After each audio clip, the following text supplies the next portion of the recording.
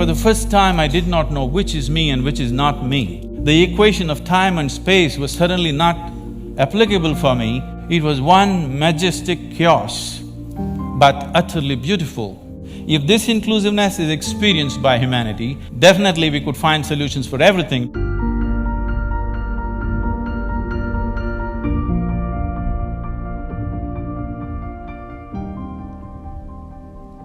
I'm generally referred to as a mystic. Well, what's that supposed to mean? If there is something here that you do not know and you're unable to understand, that would become mysterious to you. If there is someone here who seems to know and understand a lot of things that a lot of people do not seem to know and understand, that person would become a mystic.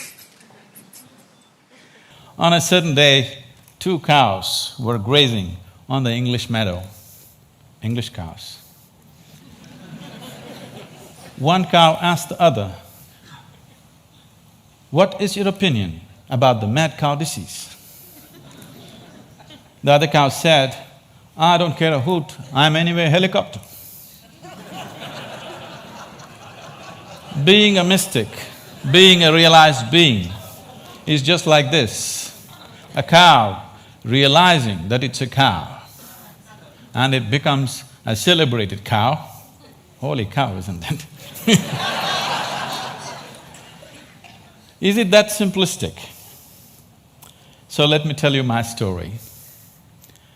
It's significant and it's wonderful that TED for the first time happens here in Mysore because this is where I was born. And I grew up not very far from here, where we are right now. So as a child, one thing that I realized was that I was utterly, absolutely ignorant. And everybody around me seemed to know just about everything. I did not know anything at all. So because I did not know anything, I had to pay enormous attention towards everything. Because others seemed to know everything, they could just go about their life happily without paying attention to anything. My sense of attention became like this. If I see a leaf, I could just sit there looking at this leaf, just staring at it for hours. If I sat up in my bed, just staring at the darkness, I could just do this for the whole night. So this attention brought a completely different level of involvement and interaction with just about anything and everything around me, animate and inanimate. But everybody else seemed to know everything and they were just going about their life busy and happy. But I was just staring at every little thing. Then I realized that even they did not know anything, it is just that they had their assumptions and belief systems that they were happy with, either their own or what was handed down to them by someone else. And they not only knew about what is here, they also knew about other worlds, about gods, about heavens and everything. And here I was struggling to figure out what is what. So this so intrigued me that I started planting myself outside a major temple here in Mysore because I wanted to really see, after having a meeting with God, after having a conversation with God, how people will be. So I stood there intensely observing every face that's walking out of the temple, and generally I heard local gossip. Sometimes in Indian temples, your footwear walks away with someone else, and then I hear people cursing the creation and the creator. I always found people walking out of restaurants always had more joyful faces than people walking out of temples. Divine versus dosa. Dosa seems to win. I could not come to terms with this, and so I slowly became more and more and more skeptical about everybody and everything around me. Skeptical about social structures, political systems, religious beliefs, even scientific theories, because none of them match with my experience of life. On a certain day, I started moving towards Chamundi Hill. You must see this place. And there is a tradition in Mysore. If you have something to do, you go to Chamundi Hill. If you have nothing to do, you go to Chamundi Hill. If you fall in love, you go to Chamundi Hill. If you fall out, you go to Chamundi Hill. I had just fallen out and I had nothing to do, so I started moving towards Chamundi Hill. And I went up and sat on a rock there. Till that moment in my life, I always thought, this is me, and that's somebody else and something else. But for the first time, I did not know which is me and which is not me. Suddenly, what was me was just all over the place. The very rock on which I was sitting, the air that I breathed, the very atmosphere around me, I had just exploded into everything. That sounds like utter insanity. This, I thought, lasted for 10 to 15 minutes. But when I came back to my normal consciousness, I was about 4.5 hours. I was sitting there, fully conscious, eyes open, but time had just flipped in my experience. For the first time in my adult life, tears were flowing down, and I've always been peaceful and happy, that was not an issue, but here I was drenched in a completely different kind of blissfulness, every cell in my body bursting with ecstasy. When I shook my head and trying to get some logical explanation for what's happening to me, the only thing that my very smart mind could say was, maybe I'm just going off my rocker. This experience, as it deepened and it started repeating itself, if I just sit here, what is moments for me seem to be hours for others. I think it's a minute, hours are gone. On a certain day, I happened to be sitting in a certain place. I actually thought it's about 25–30 minutes, but when I came to my normal senses, 13 days had gone by. I was sitting right there. India being what it is, a whole crowd had gathered, garlands around my neck, people touching my feet, somebody wants to know what will happen to his business, somebody wants to know when his daughter will get married. All the things that I hated were just happening around me. And I had to move away from this place just to avoid this crowd around me. And as this experience deepened into me, one thing that happened to me was, everything that I believed was me suddenly was not me. This was always me. And suddenly I found this is just an accumulation of food that I've eaten. What I accumulate can be mine but can never be me. This was just a huge heap of impressions in my mind. And this body and mind, not being me but just being mine, a distance arose between me and my body, between me and my mind. This also facilitated a certain experience within me, that suddenly the equation of time and space was suddenly not applicable for me. I was seeing that what is here is there, what is there is here, past, present and future got mixed up. It was one majestic chaos, but utterly beautiful. So my skeptical mind, not able to come to terms with it, started conducting experiments. These experiments are too weird to talk about and the results too fairy tale-ish for anybody to believe.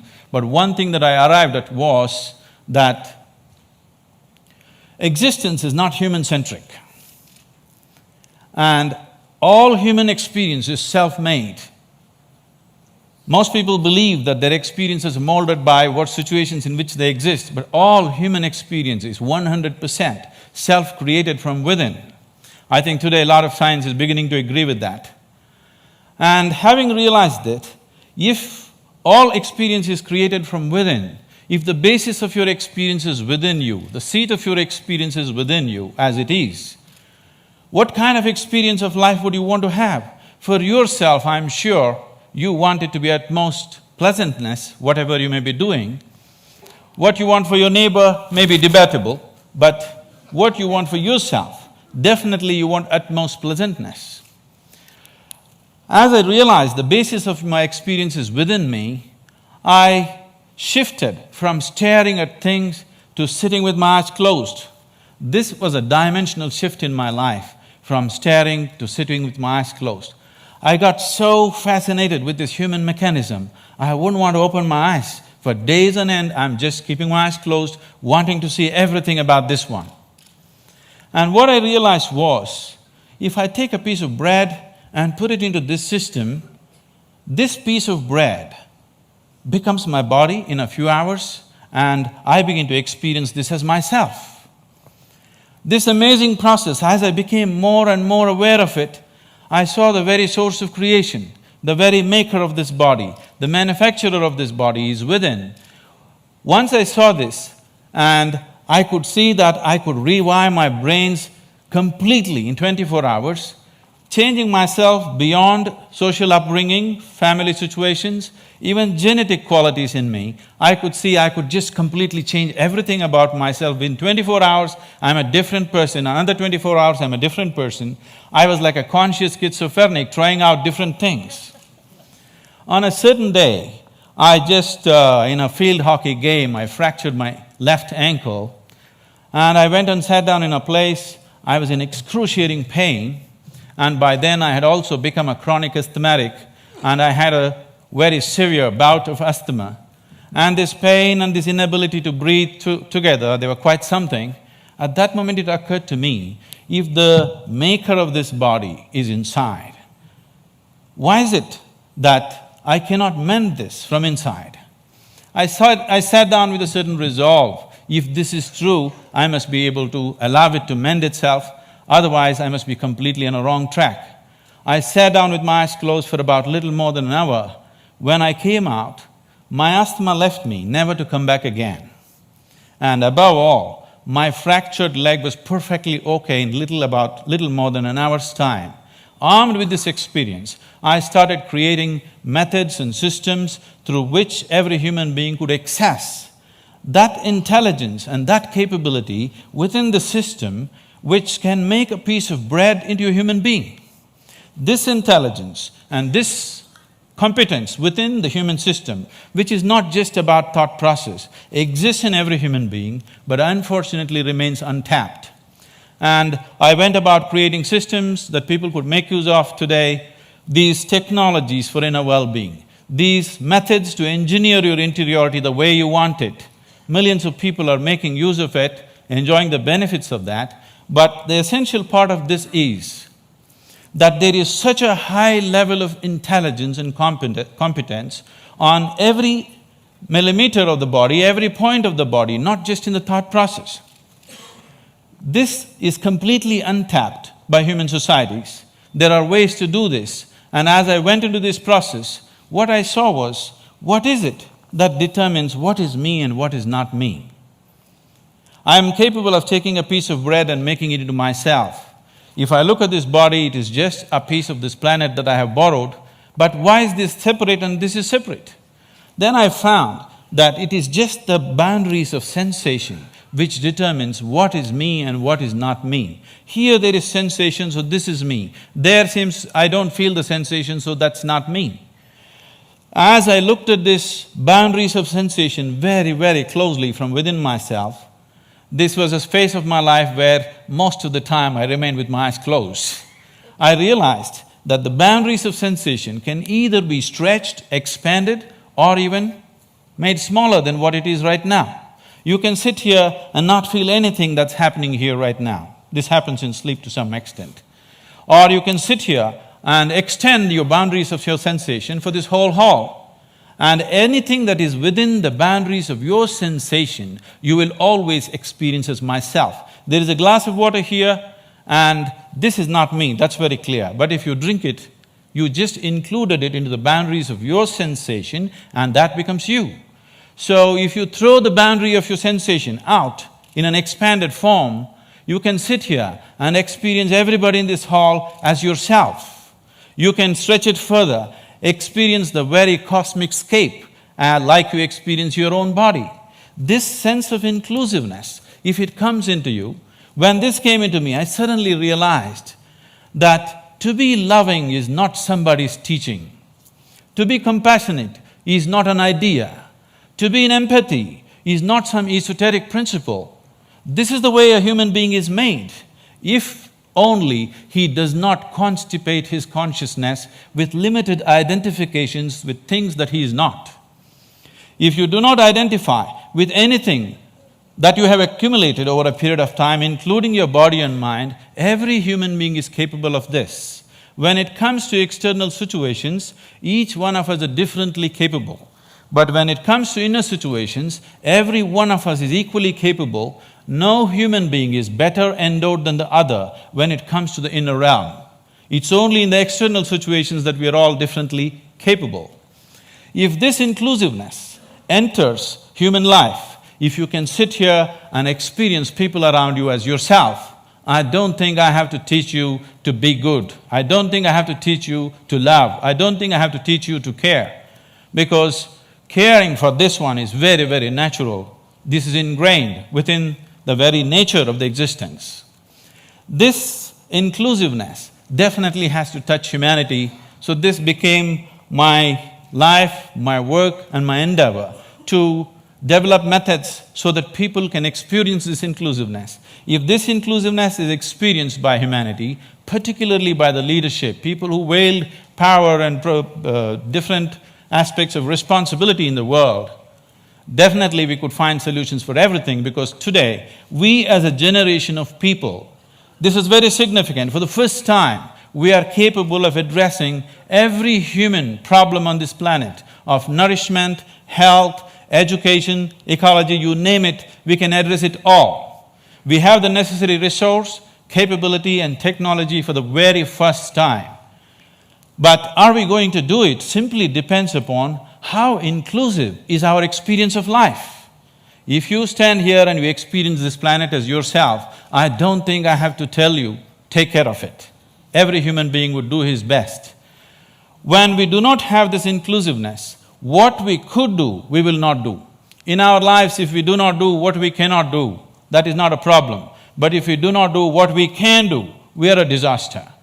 My hope and my work is just to see that we as a generation of people do not become that kind of a disaster, that what we can do, we will definitely do.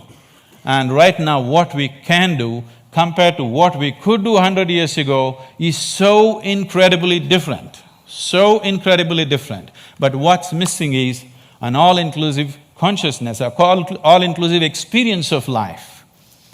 If only we bring this about in the leadership, in the people, only then we will seek solutions that are relevant for all. Otherwise, we'll go about dabbling, in the name of creating solutions, we go about creating more and more problems.